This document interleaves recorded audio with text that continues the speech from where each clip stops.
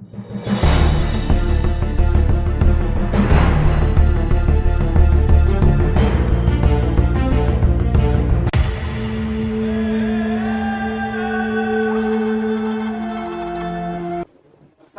प्रकाश नाम की जो पुस्तकें उन्होंने कालजयी रचना हम सबको दिया, 14 समोल्लास है उसमें, अर्थात 14 अध्याय है।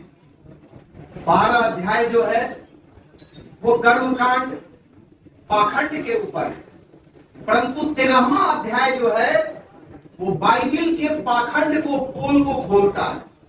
और जो अंतिम अध्याय है जिस पर लोग बोलने से पूरा संसार भयभीत है कि कुरान पर कैसे बोला जाए, जिस जिहाद और जिस आतंक के साए में पूरी विश्व आज चिंतित है, तालिबान उसका एक रूप हम देख रहे हैं। आप कल्पना करिए कि कोई उस कुरान पर बोलने से जब कतराता था, दयानंद ने हमको कैसी दृष्टि दी। आप 14वां समोल्लास को पढ़िए, केवल 2 बिंदु में आपके सामने रखकर पानी को विराम दूंगा। मोहम्मद साहब कहते हैं कुरान में कि अल्लाह ताला ने धरती को बनाया। वो उत्पत्ति नाम से आप कुरान में देखेंगे तो ये सृष्टि की उत्पत्ति अल्लाह ताला करते हैं। पूरी दुनिया तलवार के साये में भयभीत था कि मोहम्मद साहब ने कहा है, इसलिए हम उस पर बोल नहीं सकते। लेकिन दयानंद सरस्वती ने 14वें समोल्लास में जो वर्णन किया है वो आंखें खोलती है और हमको दृष्टि देती है।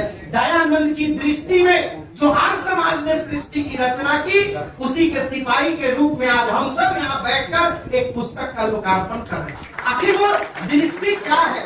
वो दृष्टि ये है कि मोहम्मद साहब की कुरान कहती है कि पहला दिन अल्लाह ने धरती को बनाया, आप ध्यान से सुनेंगे। दूसरा दिन आकाश को बनाया और तीसरा दिन समुंदर को खोदा। चौथा दिन उस मिट्टी से पहाड़ को बनाया। 4 दिनों का वर्णन तो किया। 5वां दिन उन्होंने कहा कि 5वां दिन सूरज को बनाया और 6ठा दिन चांद। दयानंद जी इतना ही पूछते हैं। आज समाज के लोग शास्त्रार्थ में केवल इतना पूछते हैं, अरे दुनिया के महानुभावों, विवेक मस्तिष्क का उपयोग करो। यदि 5वां दिन सूरज बना और 6ठा दिन चांद बना तो दिन और रात तो हुआ ही नहीं, तो अल्लाह ताला ने पहला दिन धरती जो बनाया वो गिनती कैसे होगी? जब सूरज नहीं, चांद नहीं तो दिन रात नहीं। मित्रों, दूसरा उदाहरण उन्होंने ये कहा, भाई धरती पर सब समान है। मैंने एक बार किसी से पूछा, आप बताइए भाई हमारी माताएं बहनें मंदिर में जाती है। 2 मिनट का समय सूबेदार जी ने दिया, इसीलिए मैं हाँ, तो उन्होंने कहा कि भाई ये जो नर नारी सब एक समान। मैंने एक से पूछा, साहब जनाब आप अपनी माता बहनों के साथ क्यों नहीं जाते मस्जिद में? वो बोले ना नापाक है।